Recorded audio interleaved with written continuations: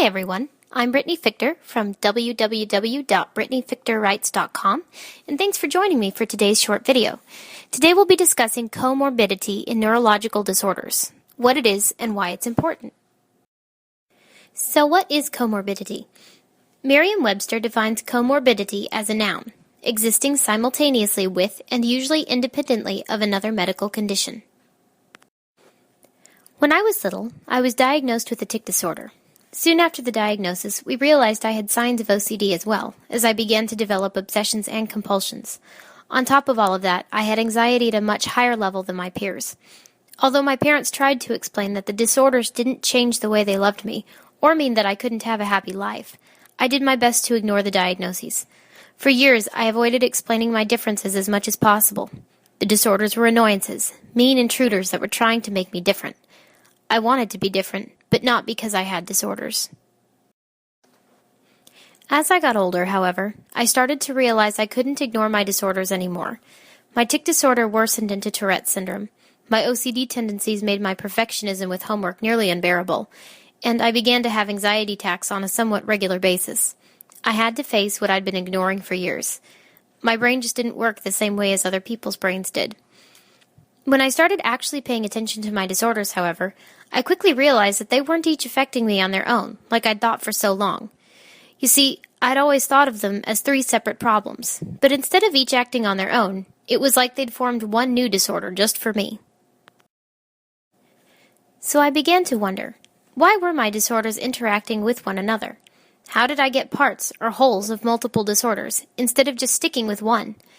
And I couldn't help but think about the other people out there that were going through the same thing I was. How many of them were being touched by multiple disorders as well? Did they understand it?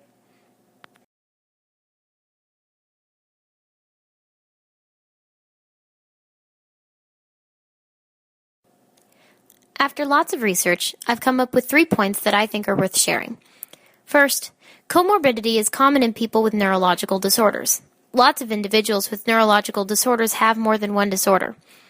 Second, certain disorders occur together more than other disorders. And finally, scientists don't really know why.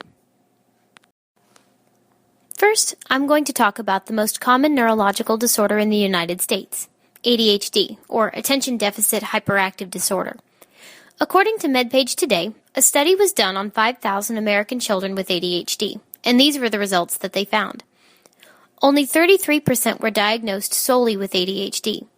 33% were diagnosed with one comorbid disorder, 16% were diagnosed with two comorbid disorders, and 18% were diagnosed with 3 or more comorbid disorders. Medscape's article, ADHD and Comorbidity, says that some of the most common disorders that occur with ADHD are 1. Depression-related disorders, 2. Bipolar disorder, or 3. A higher likelihood of struggling with substance abuse. Now we'll move on to Tourette's syndrome. I have Tourette's syndrome, so it's interesting that I skipped the first disorder that is usually comorbid with Tourette's, which is ADHD. Instead, I moved on to parts of the second most common disorder to occur with Tourette's, which is OCD. On top of that, I have my free-floating anxiety, which is constantly hovering somewhere in the background. Honestly, it's sometimes hard for me to tell where one disorder ends and another begins. Other disorders listed by the Psychiatric Times that are comorbid with Tourette's are depression disorders and personality disorders.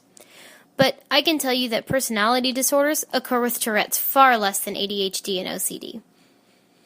One more point I want to make is that while I was reading a lot of these articles, I felt like anxiety was greatly underrepresented.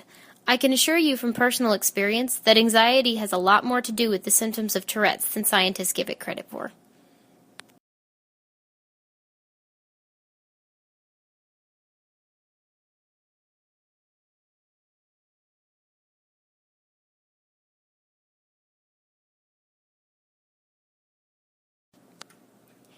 Individuals with autistic spectrum disorders often struggle with the same comorbid disorders as people with other disorders mentioned already.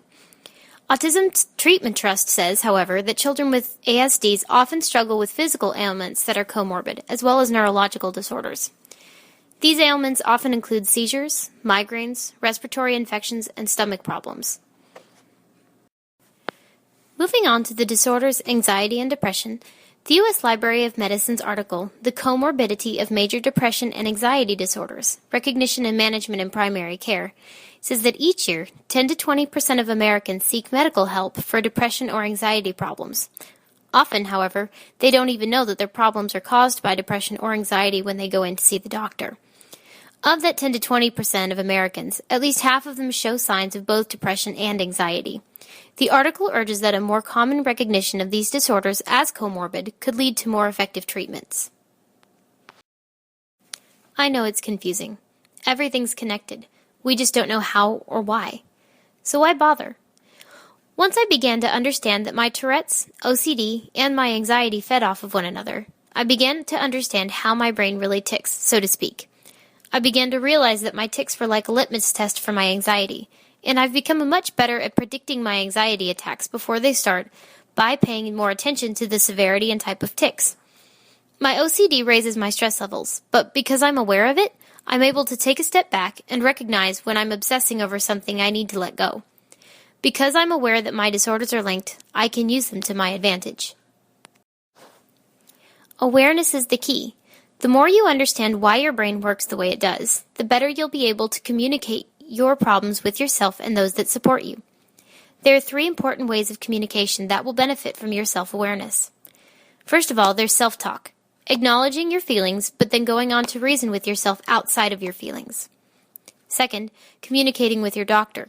The more specific information you can share with your doctor about what you're going through, the more likely it is that he or she will be able to give you the help you need in your situation. Finally, communicating with your loved ones. The more your family and friends understand what you're going through, the easier it will be for them to encourage you and support you when times get rough. Well, that's a wrap on comorbidity. If you have any questions or comments, please feel free to contact me via email, Twitter, Facebook, or simply by leaving me a comment on this video or my blog. I'd love to hear from you. You'll find all the links to my sources if you follow the link to my page in the description section below. You can also get lots of free resources if you sign up for my newsletter on my webpage, www.brittanyfictorwrites.com. Thanks for watching with Brittany Fichter Writes.